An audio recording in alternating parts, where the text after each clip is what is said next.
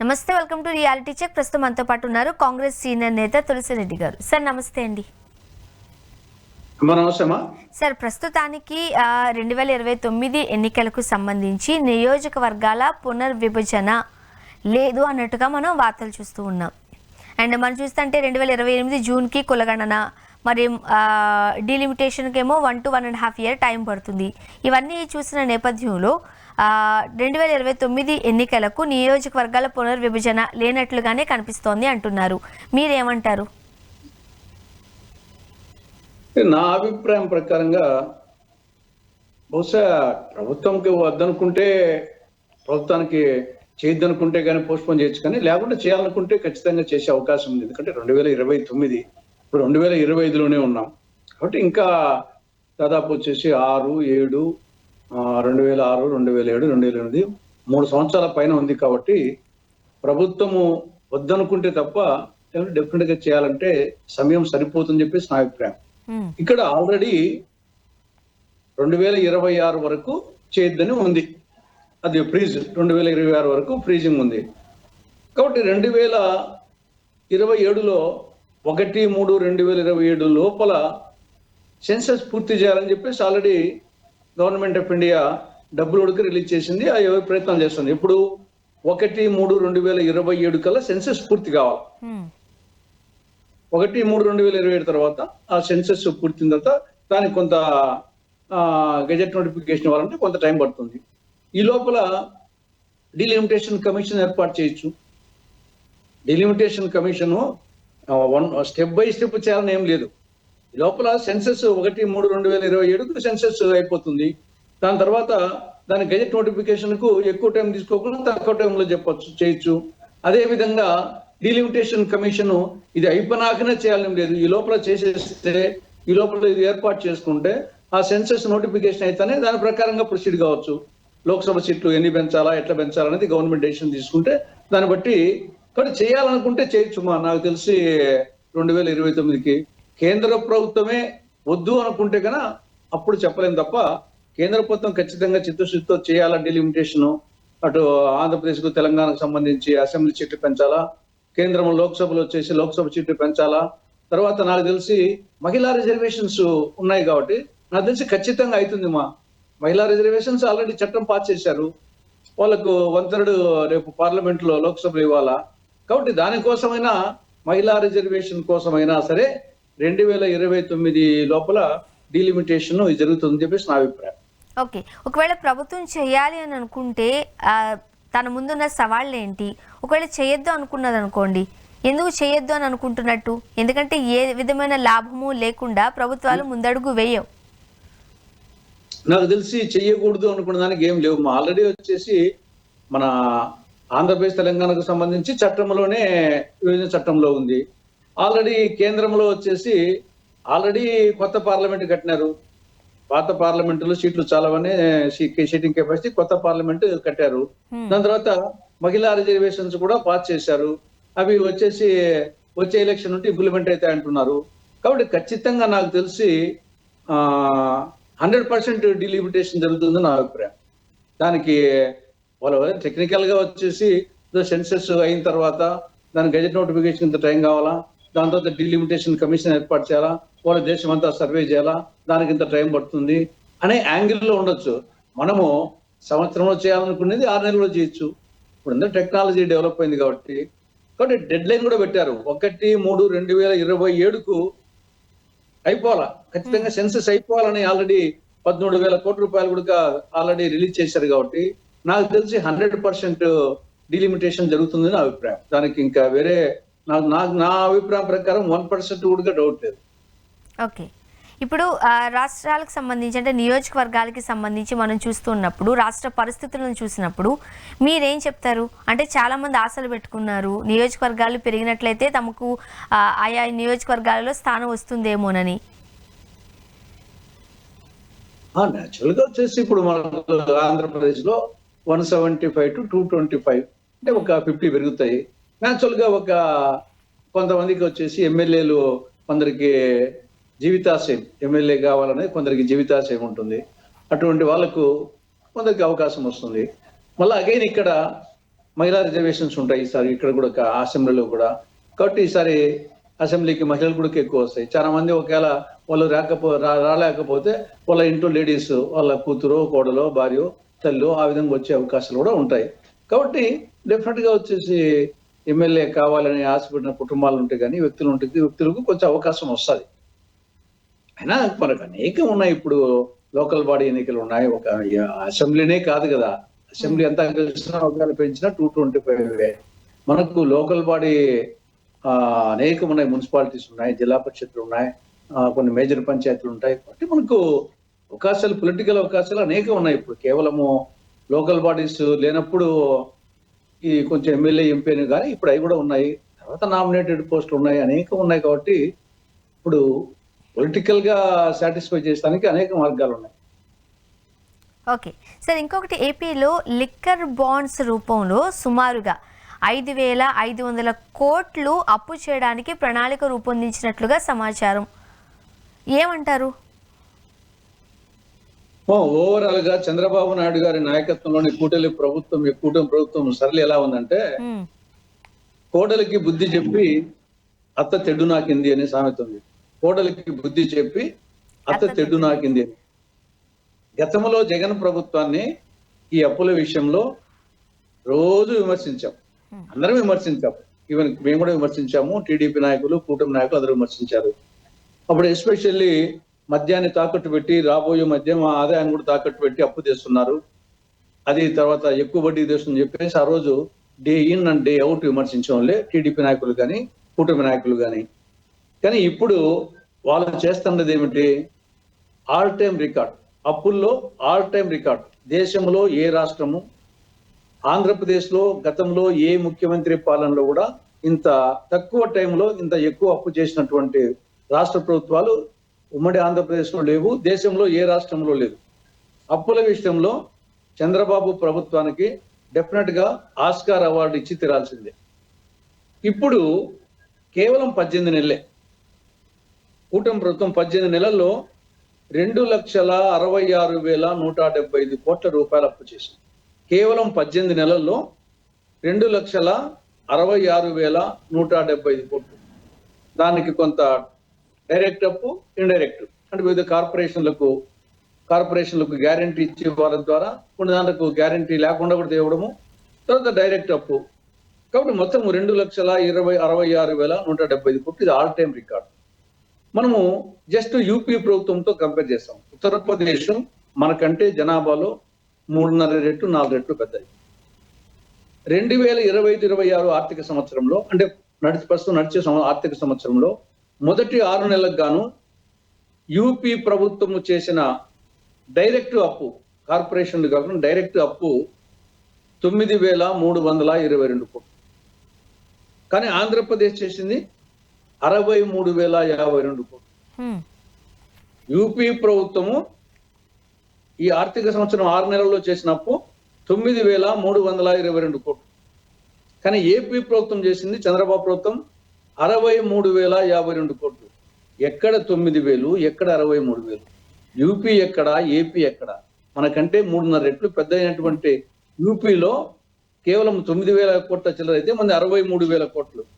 కాబట్టి ఏ కోణంలో చూసినా అప్పుల విషయంలో రాష్ట్రాన్ని అప్పుల కుప్ప చేస్తా ఉన్నాడు, రుణాంధ్రప్రదేశ్ చేస్తా ఉన్నారు.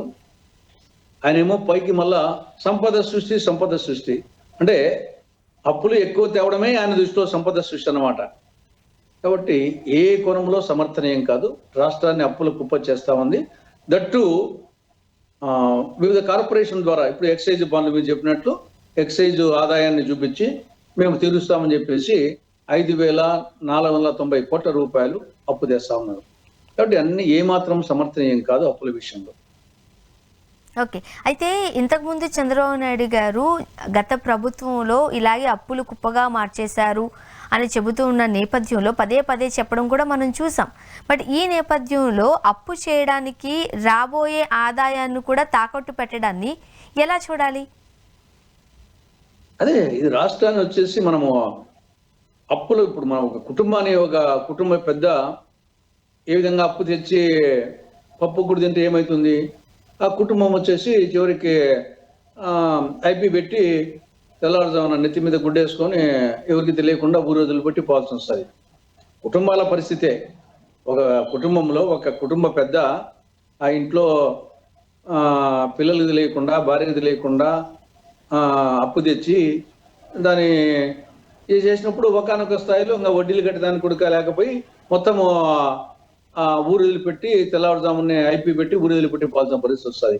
ఆ విధంగా అనేక దేశాలే, ఒకప్పుడు ప్రపంచం నాగరికతకు మూలమైనటువంటి గ్రీకు దేశమే అప్పులు ఎక్కువ తెచ్చి అప్పుల ఊబిలో కుట్టుకుపోయి ఐపీ పెట్టాల్సిన పరిస్థితి వచ్చింది. దేశమే మన పక్కన శ్రీలంక కానీ, ఆఫ్రికన్ కంట్రీస్ సూడాన్ కానీ అనేక దేశాలు అప్పులు విపరీతంగా తెచ్చి అవి ఐపీ పెట్టే స్థాయికి, దేశం ఐపీ పెట్టే స్థాయికి వచ్చాయి. కాబట్టి రాష్ట్రాన్ని ఐపీ పెట్టే స్థాయికి తీసుకొస్తున్నాడు చంద్రబాబు నాయుడు. పైకేమో అంత సంపద సృష్టి ఈ మాటలు చెప్తున్నాడు. మాటల ప్రభుత్వమే తప్ప ఇది చేతల ప్రభుత్వం కాదు. సార్, ఇప్పటికే ఏపీలో పెద్ద మొత్తంలో అప్పు చేసి ఉన్నారు. ఇప్పుడు మళ్ళీ అప్పులంటే ఏపీ ప్రజల పరిస్థితి ఏంటి? రాష్ట్రం ఎక్కడికి వెళ్ళిపోతుంది? ఇప్పుడే పుట్టిన ఇన్ఫెంట్ బేబీ అది. అంతే కదమ్మా. మరి ఇప్పుడు కేంద్ర ప్రభుత్వం అయినా సరే ఆలోచించాలి కదా. మీకు అనుకూలమైన ప్రభుత్వం ఉందని చెప్పేసి వాళ్ళ మీద ఆధారపడి మీరు ఉన్నారని చెప్పేసి ఇంకా ఎఫ్ఆర్బిఎం యాక్ట్ ఉండేది ఎందుకు? ఎఫ్ఆర్బిఎం యాక్ట్ ఉండేదే కేంద్ర ప్రభుత్వం చేసింది. ఈ విధంగా రాష్ట్రాలు వచ్చేసి మితిమీరిన అప్పులు చేయకూడదు, శక్తికి మించి అప్పులు చేయకూడదు. అట్లా ఏ రాష్ట్రం ఆ రాష్ట్రం శక్తికి మించి అప్పులు చేసుకుంటా పోతే, పానక బంజారం చేసుకుంటా పోతే ఆఖరికి దేశం ఏగతి పడుతుందనే ఉద్దేశంతోనే అప్పుడు యూపీఏ ప్రభుత్వము ఎఫ్ఆర్బిఎం యాక్ట్ తెచ్చింది. ఆ ఎఫ్ఆర్బిఎం యాక్ట్ ను పాటించడం లేదు. తర్వాత ఇండైరెక్ట్ గా కార్పొరేషన్ల ద్వారా గ్యారంటీ ఇవ్వడము, గ్యారంటీ లేకుండా చేయడము, మళ్ళా పెండింగ్ బిల్స్ పెట్టడము. ఇప్పుడు ఇంకా అనేక పెండింగ్ బిల్స్ ఉన్నాయి. ఇవి అప్పులే కాకుండా బిల్స్ ఉద్యోగస్తులకు కొన్ని వేల కోట్ల రూపాయలు ఉద్యోగస్తులకు ఇవ్వాలి, అవైనట్టే ఉన్నాయి. కాబట్టి రాష్ట్రము అప్పుల కుప్ప చేస్తున్నారు. దేశంలో ఇంత జనాభా ఇంత తక్కువగా ఉండి ఎక్కువ ఉండే అప్పులుండే రాష్ట్రం మందే. నంబర్ 1 అప్పుల్లో మంది జనాభా రీతి తీసుకుంటే. సార్, ఇప్పుడు విశాఖను టెక్నికల్ హబ్గా తీర్చిదిద్దుతున్నారు. పెట్టుబడులన్నీ కూడా విశాఖకు తరలి వస్తున్నాయి. సో విశాఖ చాలా ఫాస్ట్గా అభివృద్ధి చెందుతున్నట్లుగా కూడా చూస్తూ ఉన్నాం. ఏమంటారు మీరు? అమ్మా, ఎంఓయూ చేసుకున్నంతనే అప్పుడే వచ్చినట్టు కాదు. వస్తే సంతోషమే. రాష్ట్రంలో ఎక్కడో అది విజయవాడ వచ్చిన సంతోషమే, అమరావతికి వచ్చిన సంతోషమే, రాయలసీమకి వచ్చినా, కడపకు వచ్చినా సంతోషం. ఎక్కడో దిక్కు వస్తాయని సంతోషం. అక్కడ కొన్ని వస్తాయి, ఇక్కడ కొన్ని వస్తాయి. కానీ మనం ఏదో ఎంఓయూ చేసుకుంటానే శంకుస్థాపన చేస్తానే వచ్చినట్టు కాదు. దానికి బెస్ట్ ఎగ్జాంపుల్స్ 2-3 ఎగ్జాంపుల్స్ తీసుకుంటే, ఇప్పుడు నరేంద్ర మోడీ గారు ఉద్దండరాయనపాలెం దగ్గర రాజధానికి శంకుస్థాపన చేశారు కదా 2015లో. విజయదశమి నాడు యమునా నది నీటిని, పార్లమెంట్ మట్టిని తీసుకొచ్చేసి ఆ రోజు ప్రధానమంత్రి సమక్షంలో ఆయన ప్రధానమంత్రి గారి శంకుస్థాపన చేశారు 2015లో. ఇప్పుడు 2025లో ఉన్నాం. ఏమో పరిస్థితి 10 ఏళ్ళు అయింది, అతి గతి లేదు. ఇప్పుడు ఉద్దండరాయనపాలెం పోయి చూస్తే గన ఏం లేదు, వచ్చేసి రాజధాని పరిస్థితి అట్నే ఉంది. ఇది ఒక ఎగ్జాంపుల్. తర్వాత కడప జిల్లాలో చట్ట ప్రకారంగా శైల ఆధ్వర్యంలో స్టీల్ ప్లాంట్ పెట్టాలని ఉంది. శైల ఆధ్వర్యంలో పెట్టలేదు, ప్రైవేట్ రంగంలో పెడదామని చెప్పేసి ముందు జగన్మోహన్ రెడ్డి ఒకసారి, చంద్రబాబు నాయుడు ఒకసారి శంకుస్థాపన చేశాడు. జగన్మోహన్ రెడ్డి 2 సార్లు శంకుస్థాపన చేశాడు. మళ్ళా చంద్రబాబు నాయుడు జగన్మోహన్ రెడ్డి శంకుస్థాపన చేసిన చోటనే మళ్ళా వచ్చేసి ఆనే ప్రారంభించమని, శంకుస్థాపన మళ్ళా చేస్తే బాగుండదని మొదలు పెట్టమని చెప్పాడు. దాన్ని బ్రహ్మాండంగా హైప్ చేస్తున్నామని, మళ్ళా ఏం లేదు. కాబట్టి ఆల్రెడీ శంకుస్థాపన చేసిన ప్రధానమంత్రి శంకుస్థాపన చేసడానికి దిక్కు లేదు. తర్వాత శ్రీకాళహస్తి దగ్గర మన్నవరం విద్యుత్ పరికరాల ప్రాజెక్టు యూపీఏ హయాంలో అది శంకుస్థాపన చేసి ప్రారంభోత్సవం కూడా చేసి కొంత అయిన తర్వాత ఈ యూపీఏ గవర్నమెంట్ వచ్చిన తర్వాత దాన్ని రద్దు చేసేశారు. అదేవిధంగా ప్రత్యేక హోదా ప్రధానమంత్రి గారు తిరుమలలోనే సభలోనే 5 ఏళ్ళు కాదు 10 ఏళ్ళు ఇస్తామని చెప్పేసి వెంకటేశ్వర స్వామి సాక్షిగా చెప్పి దానికి అతిగతి లేదు. ఇప్పుడు ఇది ముగిసిన అధ్యాయం అని చెప్తున్నారు. కాబట్టి ఇళ్ళలకగానే పండగ కాదనే సామెత ఉంది. ఏదో ఎంఓయూ చేస్తానే, శంకుస్థాపన చేస్తానే అప్పుడే వచ్చినట్టు, ఉద్యోగాలు వచ్చినట్టు అని ఇది కళ ఎట్లుంటే గాలి మేడలు, లేకుంటే నేలబెట్టి సాము చేయడము, లేకుంటే అహనా పెళ్ళంట సినిమాలో కోట శ్రీనివాసరావు బాబు మోహన్ సినిమా జ్ఞాపకం వస్తుంది. ఏలగట్టి కోడిని ఏలగట్టి కింద వచ్చేసి ఆ కోడిని చూస్తూ తిన్నట్టుగా భ్రమించేటట్టుగా మొత్తము అరచేతిలో వైకుంఠం చూపిస్తా ఉన్నది కూటమి ప్రభుత్వం. వచ్చి అప్పుడే ఉద్యోగాలు వచ్చినట్టు, వాళ్ళ రూపురేఖలే మారిపోయినట్టు, విశాఖ మారినట్టు చేస్తున్నారు. కానీ ఇప్పుడు మనం అంత ఇప్పుడే భ్రమలు పెట్టుకోవాల్సిన అవసరం లేదు. వస్తే సంతోషమే. అది విశాఖపట్నం యానోసాట ఒక ప్రాంతంలో ఒకటి వస్తే ఇంకో ప్రాంతంలో ఒకటి వస్తే మనమేమి దాన్ని బాధపడాల్సిన అవసరం లేదు. కానీ అంత ఈజీ ఏం కాదు. వాళ్ళు ముందు వచ్చేసి పెట్టుబడి పెట్టే వాళ్ళు అన్ని కొనాలు ఆలోచిస్తారు. పెట్టుబడి పెట్టే వాళ్ళకు అన్ని కొనాలు ఆలోచించి లా అండ్ ఆర్డర్ చూస్తారు, తర్వాత వాళ్ళకు లాభాలు వస్తాయి చూస్తారు, ఇవన్నీ చూస్తారు. కాబట్టి మనము ఏదో పోనీ అదే ప్రత్యేక హోదా కన్నా తెప్పించింటే ఆ యొక్క ఇన్సెంటివ్స్ కు దానికోసం వచ్చిండేవాళ్ళు, పన్ను రాయితీల కోసం వచ్చిండేవాళ్ళు. ప్రత్యేక హోదా రాష్ట్ర ప్రభుత్వం తెప్పించలేకపోతుంది, కేంద్ర ప్రభుత్వం ఇవ్వలేకపోతుంది. కాబట్టి ముందు నిజంగా ప్రత్యేక హోదా తెప్పిస్తే ఆటోమేటిక్ గా ఈ యొక్క హైప్ అవసరంలో ఆటోమేటిక్ గా డెవలప్ అయిపోతుంది. ముందు దానికి ప్రయత్నం చేస్తే మేలు కూటమి ప్రభుత్వం. సో సాధారణంగా మన ముందున్న నగరాలు మనం చూస్తే హైదరాబాద్ కావచ్చు, బెంగళూరు కావచ్చు, ఎక్కడైతే క్యాపిటల్ ఉంటుందో అక్కడికి పెట్టుబడులు భారీగా తరలి రావడం చూస్తూ ఉంటాం. అక్కడ నిజంగానే అభివృద్ధి అనేది చాలా పెద్ద ఎత్తున చాలా ఫాస్ట్గా జరుగుతూ ఉంటుంది. ఇప్పుడు అమరావతికి వచ్చేసరికి సెక్రటేరియట్, హైకోర్టు పరిపాలన అంతా కూడా అమరావతికి పరిమితం అవుతుంటుంటే, ఇండస్ట్రియల్గా మనకి కంపెనీస్ పరంగా చూస్తే విశాఖ అభివృద్ధి చెందుతుంది. గత ప్రభుత్వం వాళ్ళు కూడా అదే చెప్పారు కదా, 3 ప్రాంతాలు అభివృద్ధి చెందాలంటే అన్ని ప్రాంతాలలోనూ అభివృద్ధి జరగాలంటే ఇట్లా డివైడింగ్ ఉండాలి అని. ఇప్పుడు ఏపీలో జరుగుతున్న పరిస్థితి కూడా అదే అంటున్నారు. మీరు చూస్తున్నప్పుడు మీకు ఏమనిపిస్తుంది? రాజధాని అంటే ఒకటి సెక్రటేరియట్, స్టేట్ రాష్ట్ర సచివాలయం, 2 అసెంబ్లీ, 3 రాజ్భవన్, 4 హైకోర్టు. ఈ 4గింటిలో కూడా ఓన్లీ సచివాలయమే రాజధాని. ఎక్కడ రాష్ట్ర సచివాలయం ఉంటుందో దాన్ని రాజధాని అంటారు.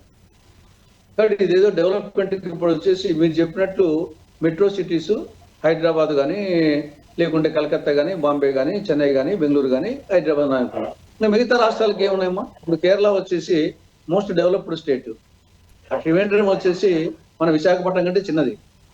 ఈవెన్ గుజరాత్ వచ్చేసి గాంధీనగర్ మనకంటే చిన్నది, వచ్చేసి విజయవాడ కంటే చిన్నది.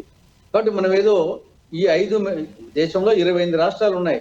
కేవలం 5 మెట్రోపాలిటన్ సిటీస్ ఉన్న రాష్ట్రాలను దృష్టిలో పెట్టుకొని ఏదో మొత్తం వచ్చేసి రాజధాని ఉంటేనే అక్కడికి మొత్తం అన్ని వస్తాయనుకోలేదు. ఇప్పుడు మహారాష్ట్ర ఉంది, అక్కడ బాంబేకి ఎన్ని వస్తాయో పూణేకి అంత వస్తాయి. పూణే వచ్చేసి అదే రాజధాని కాదు. కాబట్టి ఇక్కడ మనము రాజధానికి డెవలప్మెంట్కు సంబంధం లేదు. రాజధాని వచ్చేసి ఓన్లీ అడ్మినిస్ట్రేషన్ కోసము రాష్ట్ర సచివాలయం. ఇక్కడ రాష్ట్ర అది ఈవెన్ హైకోర్టు కూడా కాదు. దేశంలో 13 రాష్ట్రాల్లో హైకోర్టు రాజధాని వెలుపల ఉన్నాయి. 13 రాష్ట్రాల్లో రాజధాని వెలుపల ఉన్నాయి హైకోర్టు. కాబట్టి హైకోర్టు కూడా రాజధాని పరిధిలోకి రాదు. ఓన్లీ రాష్ట్ర సచివాలయం ఎక్కడ ఉంటుందో దాన్నే ఈయన అసెంబ్లీ కూడా రాదు. ఎందుకంటే కర్ణాటకకు వచ్చేసి 2 అసెంబ్లీలు ఉన్నాయి. అదేవిధంగా ఉత్తరాంచల్కి 2 ఉన్నాయి, హిమాచల్ ప్రదేశ్ 2 ఉన్నాయి, మహారాష్ట్రకు 2 ఉన్నాయి, నాగపూర్ ఉంది, దాని రాజధాని అనరు. కాబట్టి ఓన్లీ రాష్ట్ర సచివాలయం ఉండే ప్రాంతాన్ని రాజధాని అంటారు. అంత మొత్తం చేత వచ్చేసి మొత్తం అన్ని అక్కడికే పోవాలని ఏం లేదు. కాబట్టి అభివృద్ధి అనేది డీసెంట్రలైజ్ కావాలా. అది విశాఖపట్నం కావాలా, అమరావతి కావాలా, రాజమహేంద్రవరం కావాలా, కడప కావాలా, తిరుపతి కావాలా, కర్నూలు కావాలా. ఇప్పుడు మనం 26 జిల్లాలు ఏర్పాటు చేసుకుంటాం. మళ్ళీ మనకు కొన్ని జిల్లాలు చేశారు. ఇప్పుడు మన మాండలిక వ్యవస్థ వచ్చింది. కాబట్టి మన డెవలప్మెంట్ అనేది ఈవెన్ కింద గ్రామ సచివాలయ వ్యవస్థ కాబట్టి పోతున్నాం మనం. ఈవెన్ గ్రామ పంచాయతీ ఒక రాజ్యాంగ యూనిట్ వచ్చేసి అది లోకల్ గవర్నమెంట్. కాబట్టి మనము ఆ స్థాయిలో మనం డెవలప్ ఆశించాలి. కానీ అంత కేంద్రీకృతం కావాలనుకొని అది హైదరాబాద్ అయినా తప్పే, విశాఖపట్నంలో అయినా తప్పే, అమరావతి అయినా తప్పే. డీసెంట్రలైజ్ అభివృద్ధి కావాలా, అన్ని ప్రాంతాల్లో కావాలా. కొన్ని ప్రాంతాల్లో కొంచెం అడిషనల్ అడ్వాంటేజ్ ఉండొచ్చు. విశాఖపట్నం వచ్చేసి దానికి సముద్ర తీరం ఉండడము, కొన్ని ఆల్రెడీ సిటీగా ఉండడము, కొన్ని మౌలిక సదుపాయాలు ఉండడము అడ్వాంటేజ్ ఉండొచ్చు. కానీ అడ్వాంటేజ్ లేని చోట్ల కూడా డెవలప్ చేయాల్సిన అవసరం ఉంది. కాబట్టి ఏదో రాజధానిలోనే అన్ని డెవలప్ కావాలని ఏం లేదు. సరే, మరొకటి, ఏపీలో సిఆర్డీఏ కార్యాలయం ఖాళీ అయిపోయింది. చెప్పా పెట్టకుండానే ఎవరైతే కార్యాలయానికి వచ్చే వాళ్ళకి ఇన్ఫర్మేషన్ లేకుండానే అమరావతికి తరలించేశారు అంటూ వార్తలు వినపడుతున్నాయి. మొత్తం వచ్చేసి రాజధాని విషయంలో వచ్చేసి పైకి చెప్పేది ఒకటి, అక్కడ జరుగుతుండదు ఒకటి. సార్ పైకి చెప్పినంత all that glitters is not gold అని అంతా చెప్పేదంతా సవ్యంగా ఉంది అనుకోవడం అవసరం లేదు. ఇక్కడ రైతులకు సంబంధించి 2016 మే నెలలో సిఆర్డి అధికారులు ఏం చెప్పారు? రాజధాని ప్రాంతంలో గ్రామాల వారీగా రిటర్నబుల్ ప్లాట్స్ కు లేఅవుట్స్ వేయాలి, లేఅవుట్ కు మట్టి పోసి లెవెలింగ్ చేయాలి, సరిహద్దు రాళ్ళు పాతి ఏ ప్లాట్ ఎవరిదో చూపించాలి, విద్యుత్ సదుపాయం కల్పించాలి, అంతర్గత రహదారులు నిర్మించాలి, నీటి వసతి కల్పించాలి, డ్రైనేజ్ ఏర్పాటు చేయాలి. ఇవన్నీ 2 ఏళ్లలో పూర్తి చేసి ఇస్తాం. ఇది వాళ్ళు చెప్పింది. ఇప్పుడు 2016లో సిఆర్డీ వాళ్ళు చెప్పింది భూములు ఇచ్చిన రైతులకు పైన చెప్పినట్టన్ని 2 ఏళ్లలో పూర్తి చేస్తామని చెప్పారు. 2016లో 2025లో ఉన్నాం. కాబట్టి అక్కడ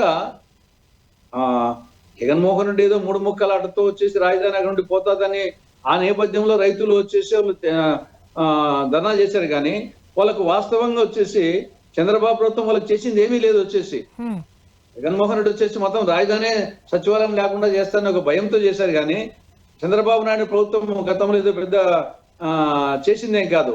వాళ్ళకు రైతులను వచ్చేసి తీవ్రంగా అన్యాయం చేసింది. ఇది చాలకి ఇప్పుడు మళ్ళా రెండోసారి ల్యాండ్ పూలింగ్ పోతారంట. వీళ్ళకే గతి లేదు. ఆల్రెడీ ముందు భూములు ఇచ్చిన రైతుల పరిస్థితే వాళ్ళకు ఇంకా వాళ్ళ ప్లాట్ ఎక్కడైంది తెలియదు. దాదాపు 69,700 returnable plots, commercial plots, residential plots. అది ఇంకా రంగుల కలే ఉంది. ఏ ప్లాట్ ఎక్కడుందో వాళ్ళకే తెలియని పరిస్థితి. కాబట్టి ఇవి ఆడ లేఅవుట్స్ వేయలేదు, లెవెలింగ్ చేయలేదు, మౌలిక సదుపాయాలు లేవు. వాళ్ళు ఏం చేయాలని అర్థం కానిది. వాళ్ళ ఆ ప్లాట్ ఎక్కడో వాళ్ళకే తెలియదు. ఆడ ఇల్లు కట్టుకున్నామంటే పరిస్థితి లేదు, అది అమ్ముకోవాలంటే పరిస్థితి లేదు. కాబట్టి చాలా ఇబ్బందులు ఉన్నారు అక్కడ. ఆల్రెడీ భూములు ఇచ్చిన రైతులు నేచురల్ గా వాళ్ళ సమస్యల కోసం సిఆర్డి ఆఫీస్కి పోతారు. సిఆర్డి ఆఫీస్ వచ్చేసి వాళ్ళకు భయం, వీళ్ళు వస్తే గన. ఎందుకంటే గవర్నమెంట్ ఏదో చెప్తుంది కానీ నిజంగా చేయాల్సింది సిఆర్డి ఆఫీస్ అందుబాటులో ఉంటుంది. రైతుల సమస్యలు ఉంటాయి. వీళ్ళు పోతే గన భయం వాళ్ళకు. ఎందుకంటే వాళ్ళ పరిష్కారం వాళ్ళ చేతిలో ఉండదు. గతంలో చెప్పినట్టు చేయలేకపోయారు. ఎందుకు? దానికి వల్ల డబ్బులు కావాలా. డబ్బులు కావాలంటే మళ్ళీ ప్రభుత్వం చేయాలా, ప్రభుత్వం పాలసీలు. కాబట్టి సిఆర్డిఎల పరిస్థితి ముందుకు పోతే నువ్వు, ఎనికిపోతే గొయ్యి అనే పరిస్థితిలో సిఆర్డి ఆఫీసులో కూర్చుంటే రైతులకు సమాధానం చెప్పలేదు, కూర్చోకపోతే లేరని చెప్పేసి అదే వస్తుంది. కాబట్టి వాళ్ళ పరిస్థితి దారుణంగా ఉంది అక్కడ. సార్ మరోపక్క ఏపీలో పరిస్థితులు చూస్తుంటే ఒక్కొక్కరుగా రోడ్డు మీదకి వస్తున్నారు, ధర్నాలు చేస్తున్నారు. అంగన్వాడీ వాళ్ళు ధర్నా చేయడం మనం చూసాం నిన్న. ఏమంటారు? ఏంటి పరిస్థితులు? ఇదే అంగన్వాడీ వర్కర్స్, హెల్పర్స్ గతంలో జగన్ ప్రభుత్వ హయాంలో 42 రోజుల పాటు సమ్మె చేశారు. 42 రోజుల పాటు. అప్పుడు ఇదే తెలుగుదేశం పార్టీ నాయకులు, జనసేన, బీజేపీ నాయకులు వీళ్ళందరూ ఆ శిబిరాల దగ్గరికి పోయి కూటమి పార్టీ కన్నా అధికారం లేకొస్తే మీ సమస్యలన్నీ పరిష్కరిస్తాం అని ఆ రోజు చెప్పడం జరిగింది. అంగన్వాడీ వర్కర్స్, హెల్పర్స్ కు అధికారంకి వచ్చి 18 నెలలు అయింది. వాళ్ళ సమస్యలే పట్టించుకోలేదు. అంగన్వాడీ వర్కర్స్, హెల్పర్స్ వాళ్ళు రకరకాల పాత్రలు పోషిస్తారు. చిన్నపిల్లలు, గర్భిణీ మనుషులు, బాలింతలు. అటు డాక్టర్ పాత్ర, ఇటు నర్సు పాత్ర, ఇటు టీచర్ పాత్ర, ఇటు మదర్ పాత్ర, ఇన్ని పాత్రలు పోషిస్తారు. ఒక చిన్నపిల్లలు వచ్చేసి ఒక మదర్లీ పాత్ర పోషించాలి, వాళ్ళకి అంత చదువు చెప్పాలి. ఇక మిగతా వాళ్ళకు, బాలింతలకు, గర్భిణీ మనుషులకు ఒక నర్సు పాత్ర, ఒక డాక్టర్ పాత్ర. కానీ వాళ్ళ జీతాలు వచ్చేసి చాలా స్వల్పం. వాళ్ళకు 2019లో నుండి ఇంతవరకు జీతాలు పెంచలే. 6 ఏళ్ళు అయింది, ఇంతవరకు పెంచలే వాళ్ళ వేతనాలు. కాబట్టి వాళ్ళు ఏమంటున్నారు? 6 ఏళ్ల నుండి పెంచలేదు, మాకు కనీస వేతనం 26,000 రూపాయలు ఇవ్వండి అని అడుగుతున్నారు. అది ఒక డిమాండ్. రెండవది గ్రాట్యుటీ. మూడవది వీళ్ళకేదో జీతాలు వస్తుందని చెప్పేసి సంక్షేమ పథకాలు వాళ్ళకు ఏది ఈ యొక్క అన్నదాత సుఖీభవ కానీ, లేకుంటే ఈ యొక్క తల్లికి వందనం పథకాలు కానీ, ఇవన్నీ వాళ్ళకు ఇంప్లిమెంట్ కావు. ఈ వాళ్ళు వచ్చేసి గవర్నమెంట్ ఉద్యోగులు అని చెప్పేసి వాళ్ళకు వచ్చేది ఆడికాడికే. కాబట్టి మాకు సంక్షేమ పథకాలు అమలు చేయండి. తర్వాత మినీ అంగన్వాడీ సెంటర్స్ ను, మినీ ఎందుకు, మెయిన్ మొత్తం అన్ని ఒకే విధంగా చేయండి, మెయిన్ అంగన్వాడీ సెంటర్స్ గా. తర్వాత రాజకీయ వేధింపులు ఎక్కువైపోతున్నాయి. దీన్ని స్వస్తిపలకండి అని చెప్పేసి వాళ్ళు ఒక 4-5 డిమాండ్ల తరపున నేను వచ్చేసి సార్ రాష్ట్ర వ్యాప్తంగా ధర్నాలు చేయడం జరిగింది కలెక్టర్ ఆఫీస్ దగ్గర.